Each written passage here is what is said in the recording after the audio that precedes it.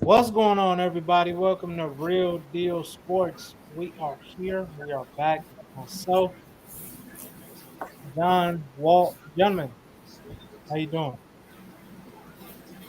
I'm doing really good. Yeah. Oh, I can't complain, man. Enjoying this beautiful, what is it, Tuesday? Yeah, it's Tuesday. I don't even know what my days is right now. It's crazy. It happens. So they all run into each other. That's what happens when you're working so damn much. Yeah. Hey, y'all see that college baseball fan who dropped his baby on his head to catch a foul ball? No. Not a home run, not a home run, a freaking foul ball He I dropped should, his baby to catch the ball. on its head, on its head. was the baby okay though? It's never that serious. I don't know. I haven't heard all the.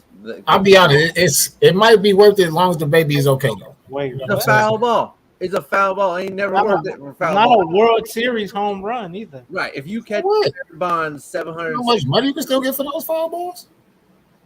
But Yeah, college look. game? $3. College, I'm tripping. I'm thinking MLB. My bad. He did say college. My fault. I'm Never mind. I'm just saying, if you're catching Barry Bonds 762 passing Hank Aaron, then you could say, you know what? Listen, honey, we can always have another kid. Like, we're still young, we got time. But you cannot be doing this for foul. Like, you just can't be, man. It's out of control. The amount of people who are pushing other people out of the way, just hurting themselves, going over the wall themselves for foul balls. Like, chill out, chill out. There's a reason you in the foul territory. I can understand for a major league game for Hey, sure. ball is life, baby. Ball is life.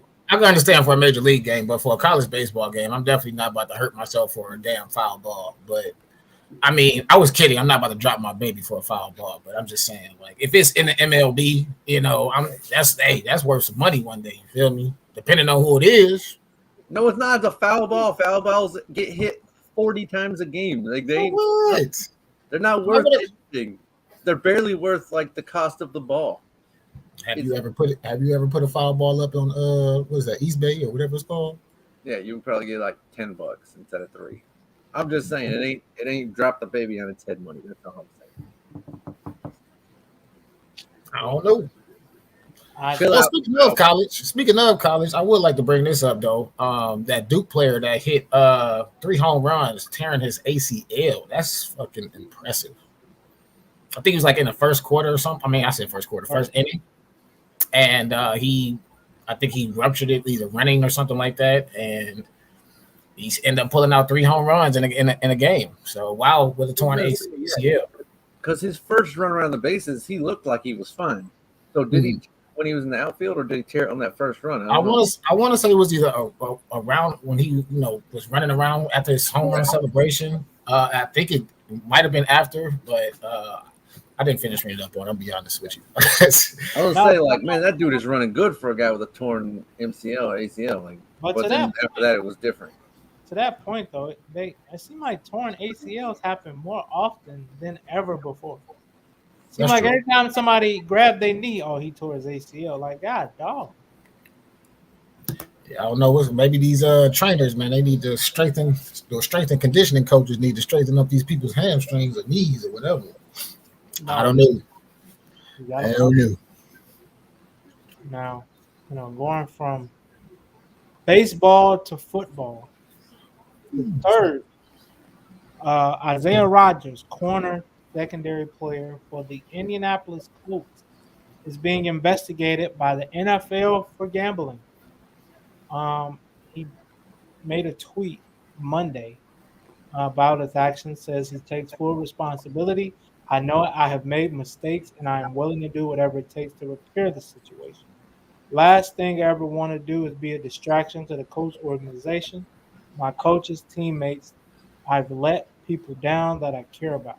I made an error in judgment, and I'm going to work hard. to make sure those mistakes are rectified through this process. It's an honor to play in the NFL, and I will never take it lightly. I'm very sorry for all of it. Now, So he made a bet.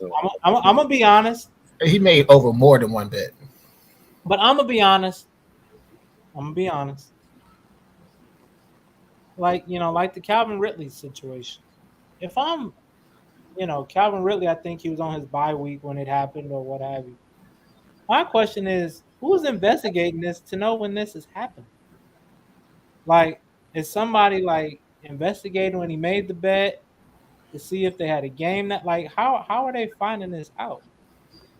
I'm sure the NFL has these sport books like follow checking these names because you have to register your real name. So Yeah. I'm sure they get flags when these happen, and I'm sure there's like 20 people in the world named Calvin Ridley, but like well, every time one of them bets, like they're like, "Who is this man?" But until they get the real one. But yeah, they must be flagging them somehow with the sports book. I'm gonna just speak on this. I mean, honestly, just based off what he was, the quote that I should say that Nico read off. I mean, I won't say I can say I feel sorry for him because I mean I can understand if you made all right maybe one or two bets, but to approximately make almost 100 bets and you're thinking about I'll make sure I won't do it again. No, you're just mad because you got caught. So I mean I'm just being honest. Like you could literally, how could you say that? Say I'm sorry for doing this, da da da da da. But you placed a bet knowingly, knowing that you can't place. You can't look like you just said. Look at Calvin Ridley. Why would you even consider even thinking about placing bets in the middle of a game? Or not saying the middle of a game, but just period. Yeah. Knowing that you can't do that. They said any current player cannot. You know what I'm saying? I'm sorry. You good. Yeah, any current player can't place any bets on any of these games. So I mean, I'm pretty sure they have that posted up in all the locker rooms or whatever in the organization. So you see it on a daily basis. So So real quick, to Walt's point, they say a sports book account was opened under the name of an associate of Rogers. Sources say approximately 100 bets were placed on the account over an undisclosed amount of time, including on Colts games. The sources say most of the bets were $25 to $50 ranges. man, who's to say how many did he win or how many did he lose or whatever? And then who's to say with him betting on those Colts games, he got the insider say, oh, who's hurt? He could say, oh, you can put this money on this person because they're hurt or whatever. You know what I'm saying? Whatever. And I think the other bad thing is he is in the last year Yeah, of only a making 3 4-year points. contract. Yeah. So Only making that's the 3 thing to think about. Like, hey, you got to be smart about that. So, and that's another thing. You on your last contract, and it's like, why are you even spending this money anyway? I mean, I'm not saying what your finances look like, but I mean, to only be making 4 years, 3.4 million. I mean, I'm sure that's really not that much. And the thing is, he's a starter. He Hmm. started 9 games for the Colts last season, and he was probably going to be pushed into that starting role with Stephon Gilmore being traded. Yep. So this is a very important piece of that defense, especially on that back end. Against that in that division. So I don't know, man. It wasn't a smart decision. Stop that, y'all. I get it. It's something new, y'all. You know what I'm saying? Trying to get hit with it and all that stuff, or whatever. But just wait till you retire. Or is it a rule saying that they can bet they can bet on other sports other than their own sport? So I mean, just don't bet on the NFL. Bet on like NBA or whatever. You know what I'm saying? Like I just don't see what's so hard about why these dudes keep doing this silly stuff, man. It don't make no sense. That's what I was on Nico before. Is like, do you think that NBA players just are really good at following this rule, or the NBA just isn't as hard about this rule? Because we just saw, not rookie now, but rookie wide receiver for the Lions last year was out all year with an ACL, so he was betting because he was on, and apparently he was betting at the Lions facility, like just sitting there betting on games, whatever. And now he's been suspended 6 games for this season. Guy hasn't even, he's got one catch in his career. But he's a promising guy, so they're gonna keep him. But we don't see this in the NBA. So, like, are they just that good at following the rule in the NBA? Because these are the three that really been talked about, but there have been others that have been suspended too and caught and all this stuff. So are NFL players just bad at it, or is it they just tougher on the players for it? Like that. No, That's what I would think. you have a point there, and it could be both. Could be a little bit of both. Or NBA players, you just have somebody you can throw that money to. That homie that ain't really he just around, huh? I'm pretty sure there's plenty of people around you who can be like, hey, what I'm saying? Go throw this bet on, don't, I'm not, condoning this, but I'm just saying there's ways around, if you want to beat the system. You feel me? Like, I don't know. I just don't beat the system, but I'm just saying there's ways around it. Well, I'm not opposed to gambling. If you're not gambling on yourself and your own team, I'm not opposed to it. I don't care what you say. And they said that like it's okay for like golfers to bet on themselves because you can't throw a golfer because they pretty much they own team for real. So I mean, I think they said golfers are the only people that can bet on themselves or whatever.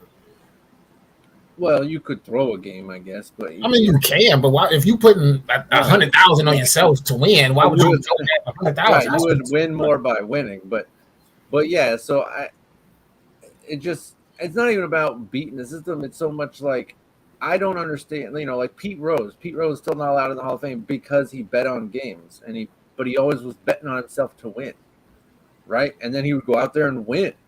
Like I don't see how that's even bad. Like it's like if he was picking himself to lose and losing, that would be like this seems fishy. But if you say, "Hey, I'm gonna win," and then you go win, that seems like a legit bet. So I don't know. I know that a lot of these players are friends now today, so you could bet on your friend's team, and he could throw a game for you, and you could throw some games for him, and stuff like that.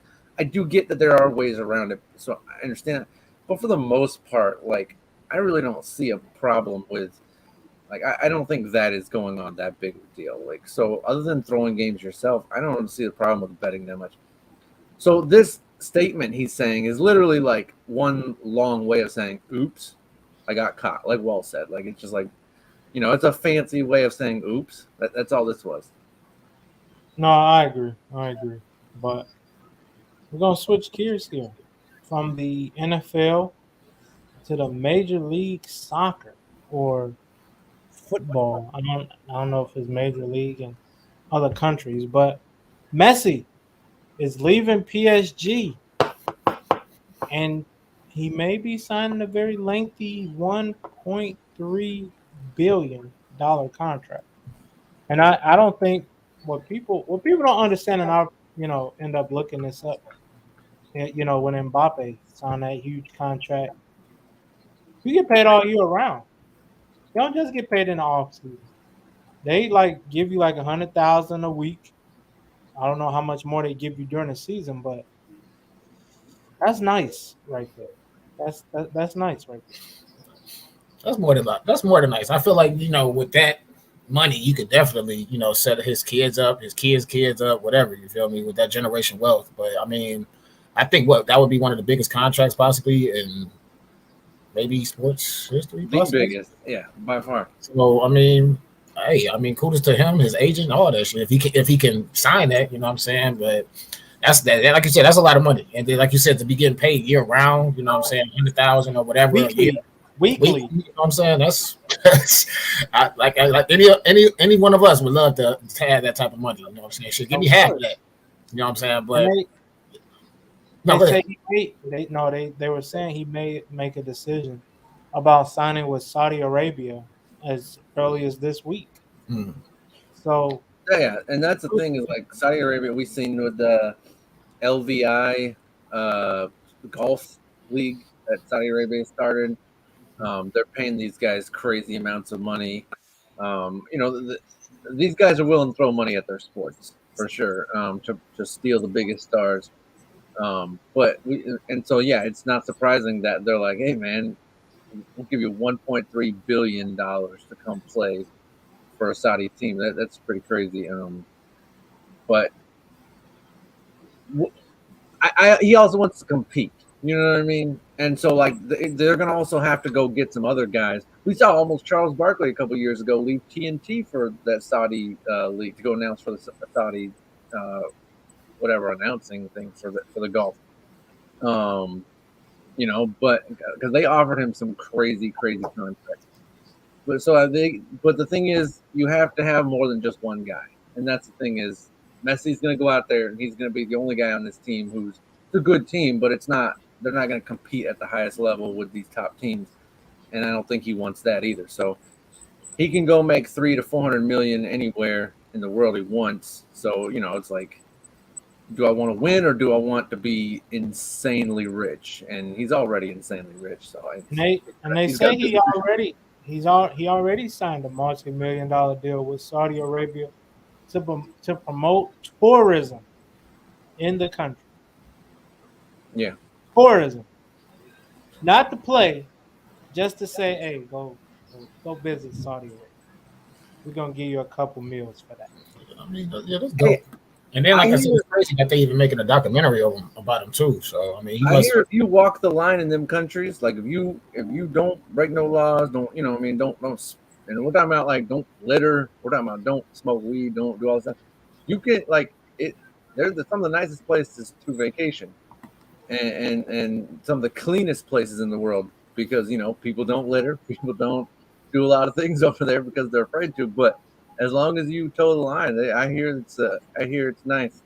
But yeah, I can't be that. I can't always be that conscious of what I'm doing. So I don't litter and I don't smoke, but at the same time, like I don't want to constantly be thinking like, shoot, if I cross, if I if I walk across the crosswalk during a red light, am I going to jail for 9 years? Like, so, but yeah, I hear if you toe the line, it's a pretty sweet place over there. They say his contract is double what Bernardo is being paid. Double. Like, come on, man. That's nuts. They just got money to give away out there, boy. I see. Wait, whoa, what? They say he agreed. He hasn't agreed yet, but it's dang over 2 years.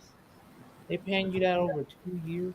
That's what's crazy about it is it's not like a Pat Mahomes 10-year contract. It's a 2 year. So you making roughly what 650 mil a year just to kick a soccer or a football? Yeah. Football, yeah. Like I Wow. said, they got money to throw away over there in Barcelona for real. Bro. We all gonna have kids and send them over. That's foosball, the new sport. Boy, gonna make that money. Damn that baseball. For real. Damn football too. But I mean, they're paying him for a reason though. He's definitely probably one of the best to probably put the shoes on in the soccer. Maybe you know what I'm saying. I mean, it's if you want to debate it, but I mean, he's definitely probably he's definitely worth that money. I don't know over for 2 years, but I mean, yeah, he's I guess he's worth that money because he's the best. So Well, I mean, the top so get paid people have their local clubs here and there, but those guys don't make as much as like a lot of local clubs. So like what happens is, remember the NBA used to have 10, 12 teams. It would be like that. It would be like where these 6 states over here all root for the Celtics. You know what I mean? And so if that were still today, like yeah, if there were only 12 teams in the league right now, Jason Tatum would probably be making about $180 million a year because he would have jersey sales in like 8 or 9 different states and they would all be fans. He would have, but now he's got to compete with New York and all those other, whatever. I'm not going to name them all, but that's what it is. They have fewer, teams. And so like a bigger region roots for this team. And so everybody in, the whole country of France is for PSG, right? So that everyone in France is buying, PSG jerseys. We don't really have a national team like that where we all combine our money and buy support this one team. So we could have that too. You could say that, but we have more teams on the basketball level as far as like the dream team, but they don't play year round. They play one time a year every 4 years. So right. But no, I definitely get it. And since you brought up basketball, let's talk about it. Game 2, the NBA Finals. Miami Heat pull it out by 3 to even the series 1-1. My take on it is I feel like Denver did everything they didn't do in game 1. They didn't use their size. Game one they were just bigger, and they showed it. Aaron Gordon was getting to that paint. Now it could have been the zone that Miami played, which kind of hindered him for getting down in that block. But I just think they got careless a couple times, and Miami got back in the game, and before Denver knew it, you down three. Jamal Murray tried to heap up the last second shot, and he just missed. I don't. Maybe you could have called a timeout and got a better shot, but it happens. You make some, you miss some. Not a series tie, 1-1. Game three is tomorrow. But what's your take on the walk? I would say I have to agree with you up until the point where it was just they were just missing shots. I mean, I felt like Denver pretty much did everything that they did in game one. They just couldn't make any shots. I mean, I always say if Yoke score over 30 or 35, it's a possibility that the Nuggets are gonna lose because if he's not dishing the rock out and everybody else ain't eating like what I'm saying, like how they supposed to be, like they were been eating, I should say, before the finals, because I think Michael Porter Jr. is only averaging 9 points now. Caldwell Pope is only averaging like 8 points now. Like they were averaging like 17 and 16 before the finals. So I mean, honestly, like I said, I just feel like as long as those guys just make their shots, I mean, honestly, Denver would have won this game. And like you said, they still had an opportunity to win the game on a Jamal Murray three. Who Jamal Murray was actually struggling as well. He was 3 from 8, 10 assists. Like he took over everything on the assist side. But I'm used to seeing Jamal Murray at least put up 25 plus. So honestly, like I said, Nuggets were in it. They just didn't hit any shots, and it doesn't help that Miami shot 69% in the fourth quarter, and then you got Duncan Robinson coming in the fourth quarter. I think he scored like 10 points in a matter of less than like 2 minutes. So that's what really sparked the Heat, in my opinion, for the comeback, I should say, because of Duncan Robinson. So, and like I said, that coaching change from taking, I think it was Strus out the starting lineup. No. Yeah. Yes, taking Strus out the starting lineup and hitting Kevin Love and add another big body. So Kevin Love got you 10 boards. You know what I'm saying? Strus, he's not going to get you 10 boards. And plus, he was a little bit more bigger body for Aaron Gordon to handle. So Aaron Gordon wasn't able to do the same things he was able to do in game one compared to game two. But like I said, I honestly think Denver did everything that they were supposed to do with Jeffrey, just make shots. Like I said, the guys, Porter Jr.'s, Caldwell Popes, they got to step up a little bit more. Bruce Browns, they just got to hit their shots. If they hit their shots, we won't even be having this conversation. The Nuggets would be up 2-0 right now. So that's my take. Go ahead, John. Yeah, I agree with that, except you could argue the same for Miami. If they had hit their shots in game one, then they would be up 2-0 right now. So, like they went they had 3 guys go 2 for 23. So that's right.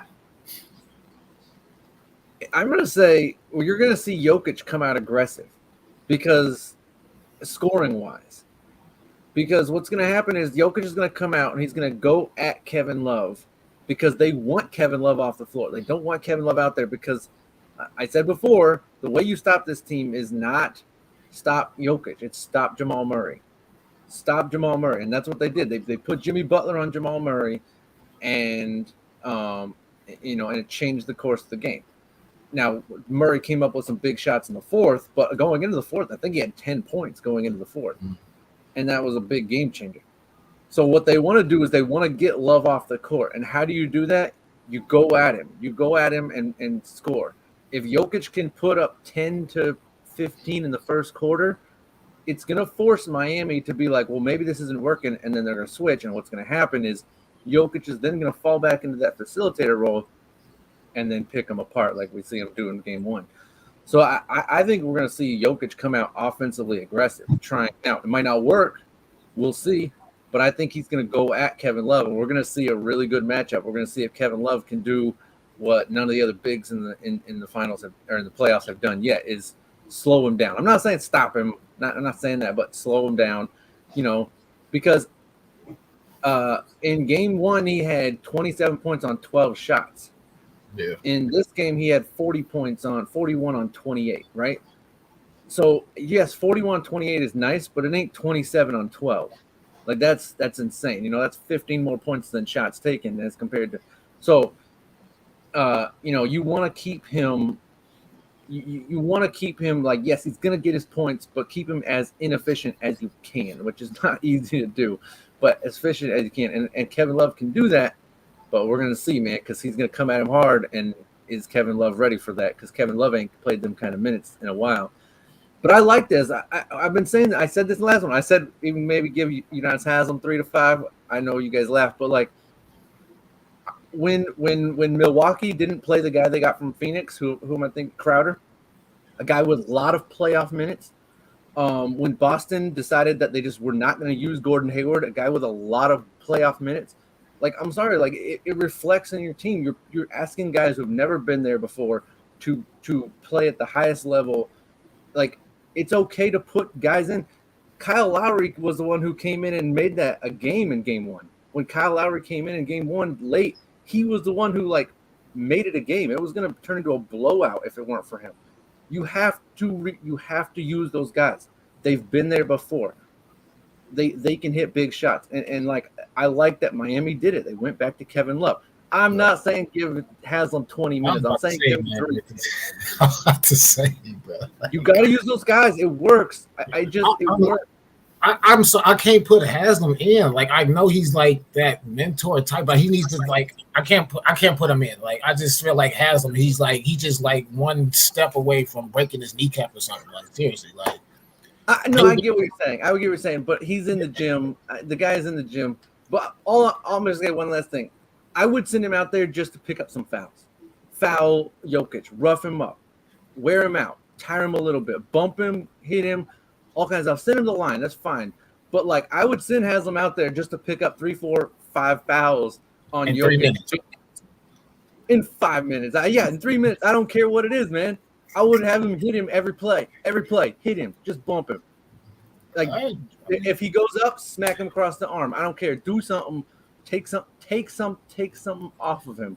Yes, I would put Haslam out there just for a few minutes. But I'm just saying, you have to put Love out there. You have to put Love out there for sure. And I was glad that Miami finally did it, because game one it was a bad showing for Love. Like, and Love only went 2 for 9, but he was plus 18 in those minutes.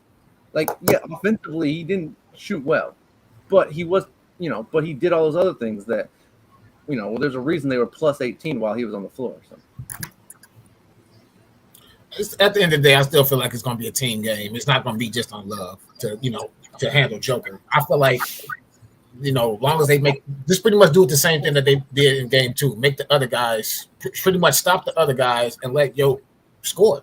If you can stop the other guys and just let Yoke score, like I said, Yoke scoring over 35 and having under maybe 8 assists, I don't see Denver winning that game, because they're making Yoke more of a scorer, which, I mean, clearly he doesn't have a problem with it. That's fine. But that means the other guys are getting involved. So that means that you just have to really focus on just Yoke. So I say just keep the same game plan that they had in game 2, but just, like I said, just maybe a little bit more hustle points or stuff right there. But, I mean, the game plan worked.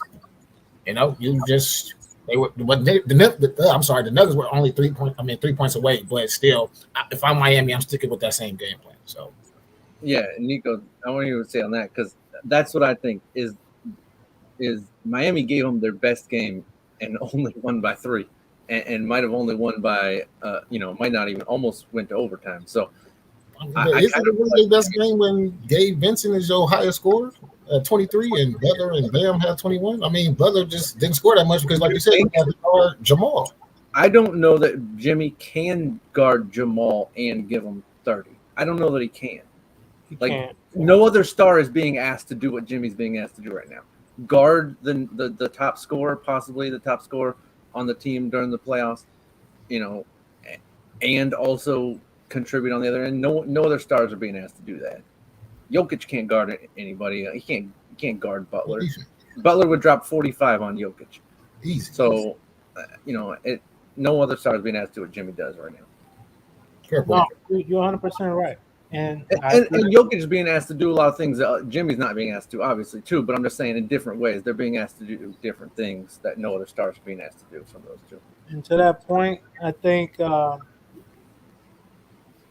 Game 3 will say a lot based on who wins it. Because I think if Miami go up 2-1, this will be it would be unfamiliar territory for honestly both teams. Because if you think about it, both teams have really dominated the playoffs in a way, you know. But we have seen Miami also go. You just let Boston win three straight and force a game seven, Right. and not saying, Denver's better than Boston, but I don't think they'll make the same mistakes Boston made. I think, Mike Malone is going, has had them in that film session probably Monday, yesterday, and today. Maybe shit, even last night, Sunday night after the game. Because I mean, this is a once in a lifetime opportunity. You don't know if you can get back here. Just look at someone like Chris Paul. He's only been to one. because he's He hurt. ain't been back. Dirt. Just everybody can't have that LeBron, Kobe, Mike success. Go, four times or more. It's not it doesn't happen often. So, I think Mike Malone like, hey, you gotta seize this moment. Because, next year you may not get back. Injuries, trades, things like that. So they gotta seize this opportunity. And that's for both teams. So game three is gonna say a lot about who really wants it, I think. Who y'all taking game 3? I got Denver, and like I said, I'm guaranteeing. I'm not Luca wear a Luca jersey guarantee, but I'm guaranteeing unless Denver's shooters get hot, yeah, we're gonna see Jokic take 10 shots in the first quarter. I think we're gonna see him come out aggressive, really aggressive on the offensive end. And I got Denver by a hair, maybe 5. Nico? Um, I say Denver close. I say Denver by 5. I think they'll pull away late. So what They'll be tight, and then Miami might force some things, and Denver just make it a free throw game late and win game 3. I'm gonna say I want to say Denver because I did say it was gonna be a gentleman sweep. I said it was gonna be take 5 games. So I'll be kind of reneging if I say Miami.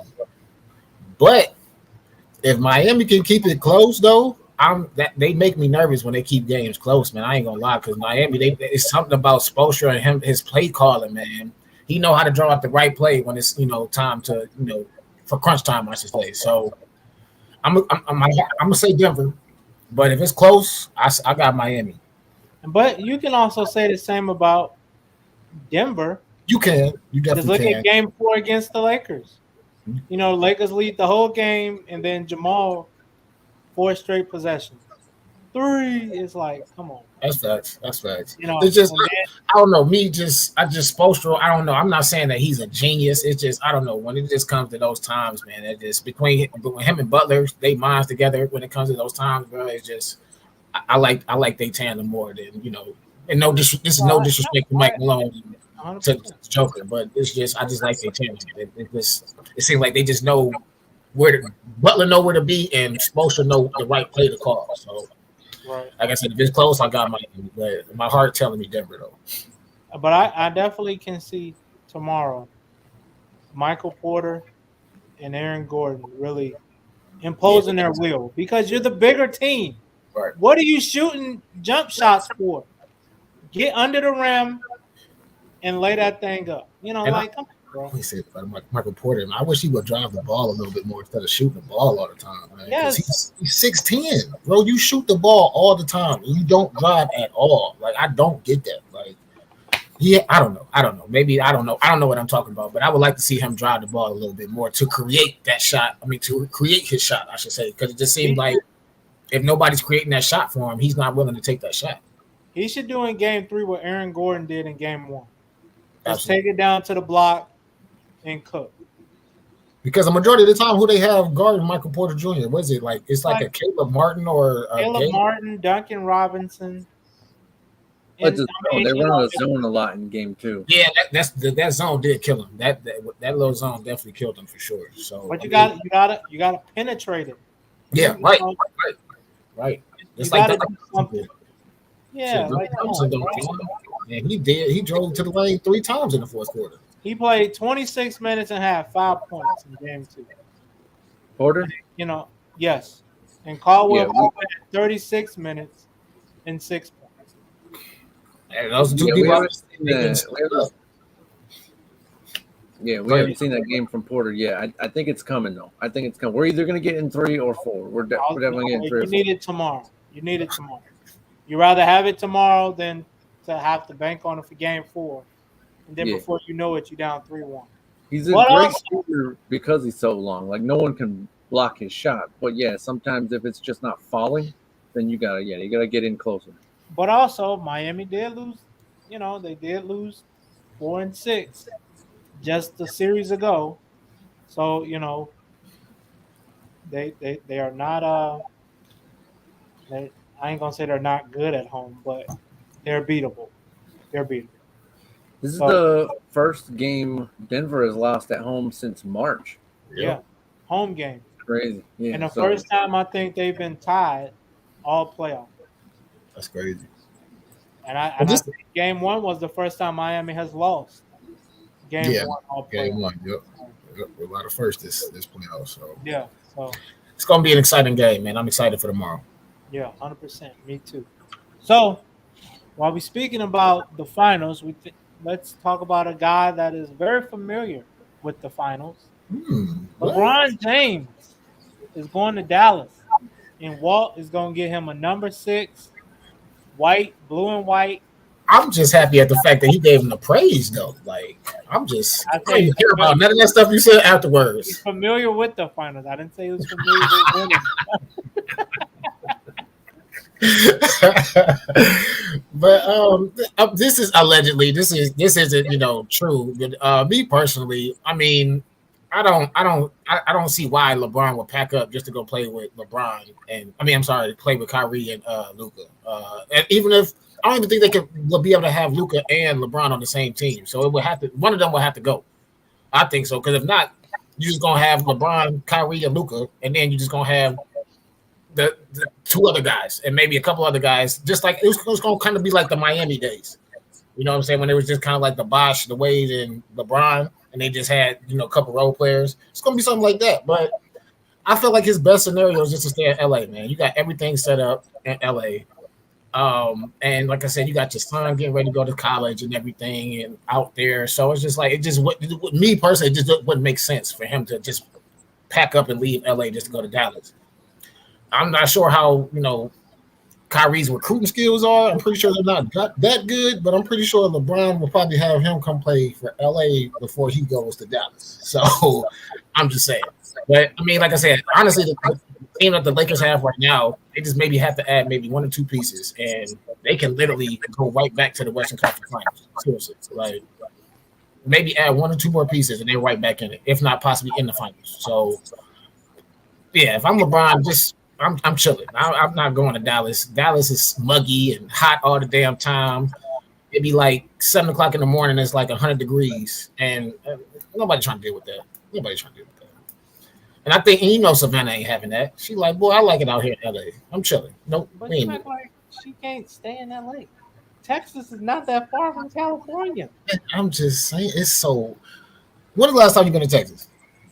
I've never been to Texas. Bro, it is so muggy in Texas. Like, it's just that humidity is just crazy. Like, yeah, but I'm sure you get a more bang for your buck in Texas than you do in LA. Maybe, yeah. I mean, I don't know. I'm pretty sure LeBron's not thinking about that, though. He's set up on and off the court. So I don't think he's really thinking about that. But, I mean. Let's not say that because he is the same dude that be like, I ain't paying for no upgrade for no damn Apple Music. So he cares about his money somewhat. He's smart about his money. Exactly. Yeah. So okay, all right, whatever. But like I said, I don't see this happening. I mean, if it does, I'm not gonna like it, but of course I'm still gonna support LeBron. So you're gonna be a Dallas fan now? I'm gonna be a LeBron fan, like I've been. Dallas. He's definitely gonna be a Dallas fan. For sure. Here we go. He gonna come in all next season singing What's your thoughts, John? Yes. Luka LeBron, the best tandem ever. Like, damn, what happened? What happened to him and AD and Dwayne Wade? He just threw everybody No, in the look, the best tandem for me, LeBron, is always going to be Wade and then Kyrie. I'm sorry. It's always going to be Wade and then Kyrie. So, for sure, Wade. Yeah. Definitely Wade. I mean, you won 2 rings. Yeah. So, I mean, that right there in itself. So, they ain't got nothing on LeBron and Wade Miami days. Go ahead. John. I did say, though, months ago, the odds of LeBron going to Dallas are way higher than Kyrie going to LA. Like, now, LeBron isn't going to Dallas. He's right.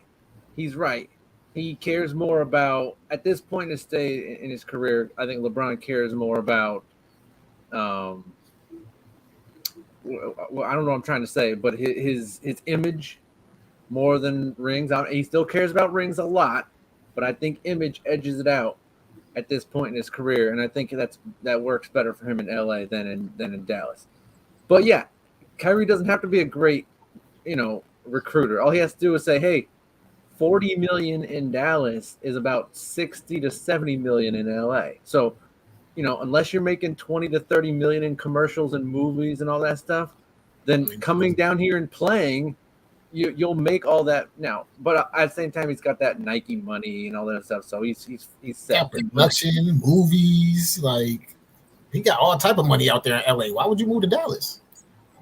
I'm just saying, why? If that's the case, though, then why play at all? He clearly still wants the money.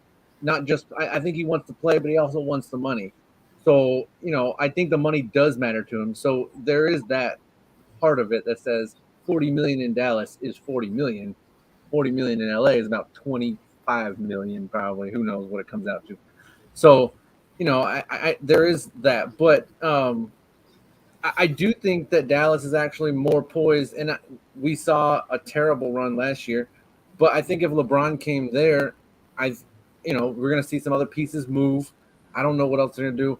But I don't know, man. Like, I liked what I saw from AD during the playoffs, but they got swept, man. They got swept. Like, they did something that Miami even won a game. So, like, you look at Miami's roster and it just does not match up to LA's roster. So something culturally or something mentally is going on there with the players in LA that they're just like, they just don't show up for games. Like, and I know AD had a 40-piece game, but, at the same time, he can't do what Jimmy just did. He cannot guard Jokic and drop 40. If he guards Jokic, he can drop 19 or 15 or whatever. So it's like something's missing. I don't know what it is, but LA is missing something big too. And I don't know what that is. I'm not going to just say outright, oh, it's AD. He needs to go. I don't think that's what it is. But I don't know. There's something about culture. There's something about mentality. There's something about that. I think that Kyrie and Luka have. I think, I know. I'm defending Kyrie one more time. But I just think that Dallas is more poised to make a push next year than LA. I really feel that.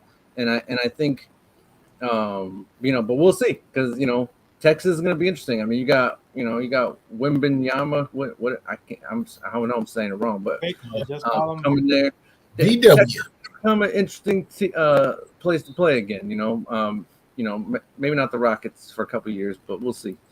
But they got. If anybody in Houston is gonna come up right now, it might be the Rockets for real. Yeah, Houston just picked up some more. They're going after some players for sure. So I don't think they're bums either. But I'm just saying I think. But I don't see him going there. I just don't. I think he cares too much about image, and I think that works for him more in LA. I think he likes his LA parties. I think she likes them LA parties. Their kids going to USC. I predicted USC because they live there, so I'm not going to predict they leave after saying he's going to USC because they live there. We shall see. I agree. I definitely agree. So, hey, Brian, don't go to Dallas, please. I mean, to your point, I mean, they could, possibly make a run next year. It's just I feel like they have to move so many pieces around though. I mean, just to try to reconstruct everybody's contract too. You know what I'm saying? You know who they need to go get? I know there's Jaylen Brown. They need to go get Trae Young, man. Go get Trae Young. Talk about LA. Yes, LA Lakers. Do whatever you have to go get Trae Young. I'm telling you, that's the move. If they can pull that off, I like them over Denver next year. Oh, actually, won't be a bad move. Won't be a bad move. They just see a little bit of liability on the defensive side, though. But I take that off. Well, yeah. That's facts. That's what I'm saying. Just outscore them. Just outscore them.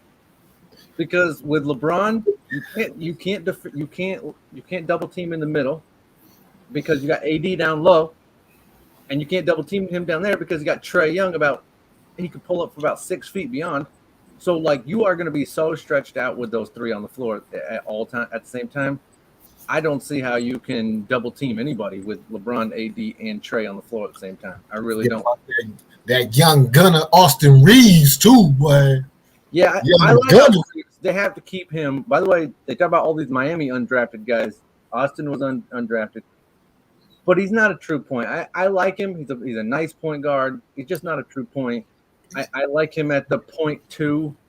You got to go. And Trae actually is still a point guard. People forget this dude racks up 8, 9, 12 assists every game. So, yeah, 10 assists all last year. Right. So like Trae Young is a true point who can score.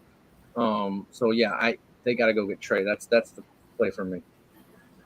It's going to be a very interesting offseason. Hey, we shall see. But hey, Brian, do what you do, man. Go down there. You a Dallas Cowboy fan anyway. Go down there and be with the other team in Dallas. That's the only thing about LeBron I don't like. You get to go to 8 or 9 Dallas Cowboy home games. He said he's not anymore though. He might. He still got probably hella hats up in his damn house. He still got hella jerseys. He got a Micah Parsons jersey. Like, stop the cap. That's the only thing about LeBron I don't like. But I mean, it will be interesting to see. And yeah, y'all think it might look crazy or might look bad on paper, but you never know. That might be exactly what he needs to play another 2-3 years. Take some. He can be able to now. When he goes to the bench, he may giving up the lead. Then he got to be on the bench for a minute, 45 seconds.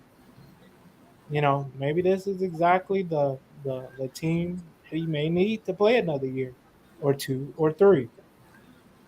We shall see.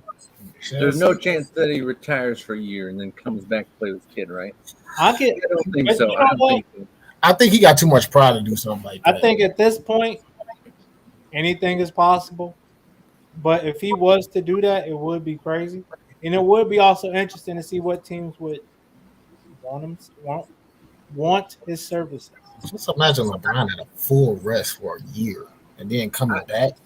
Ooh. I just think with his player, you drink too much wine and smoke too many cigars. What? Do you really think that LeBron is not going to be in the gym in the lab, as he wants to call it? Why? Yeah, but at the same time, who's to say? Maybe instead of 1 bottle of wine a week, he at 2 or 3. There you go. Yeah, I'm pretty sure. Charles Barkley, listen, got a lot of off time. LeBron's nutrition is out of this world, bro. I'm pretty sure even when he retires, he's still gonna be on top of his game for real. And what if he gets fat? But with his player option, he's set to make $50 million this year. Like he's staying in LA. He's being a Laker. So that now says LA, who you gonna go get? And I think, like I said, it can't be Jaylen Brown. I don't think he fits. No. Can't just, I think you have to go get point guard and one who can score. You know what I mean? You can't. You need a third scorer. I know Austin Reeves was nice. They're going to get Chris Paul, man. He ain't a scorer. Man was averaging like 11 points a game. Come on. It's 11 more points than they had last season. So it's enough. Shit, Chris Paul should have gone to LA back with Kobe days. That time is over. Yeah, that would probably been his time to win a championship too. But NBA was like, nah, bro, we ain't having it. But I think that's been today's show here on Real Deal Sports. Appreciate y'all watching here on Real Deal Sports. Make sure y'all continue to like, share, subscribe, and comment. Not sure how many comments we had today, but It's all right if we don't have any. It's all right. We know y'all still watching. But hey, like I said, everybody, hope everybody enjoys the rest of the day. Tuesday afternoon. It's your boy Big Walk. My boy Nico Suave in the mofo. My boy John, hardest working man in showbiz. Appreciate y'all tuning in today. We out. See y'all next time.